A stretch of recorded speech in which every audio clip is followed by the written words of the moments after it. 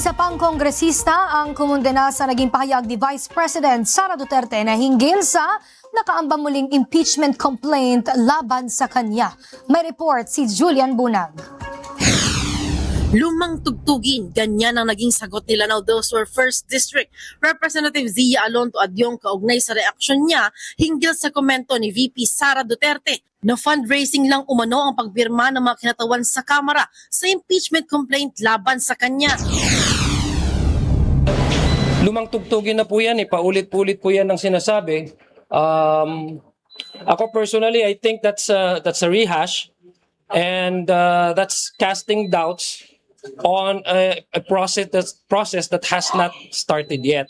Dagdag pa ng kongresista, naghihintay pa rin ng Kamara sa desisyon ng Korte Suprema hinggil sa inihain nilang motion for reconsideration at hindi pa tiyak kung ito'y maaprubahan o ibabasura. Bukod kay Lanao del Sur 1st District Representative Zia Alonto Adyong, isa rin si House Committee on Good Governance Chairperson Joel Chua sa mga kumondena sa buwelta ng Vice Presidente.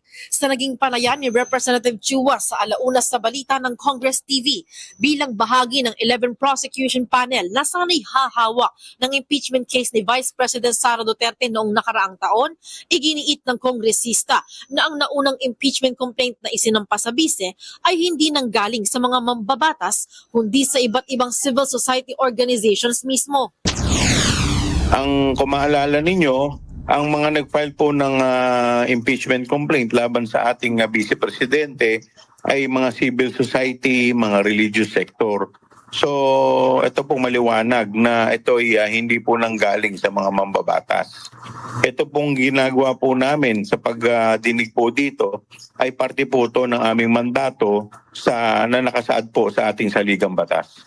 Bagamat wala pang kaso na pinagtutuunan ng pansin ng komite na hawak ng kongresista, tiniyak naman ni Chua na haharapin nila ang mga nakahaing resolusyon at panukalang batas sa pagbabalik sesyon ng Kongreso sa Lunes. Para sa totoong balita sa Bagong Pilipinas, Julian Bunag, Congress News.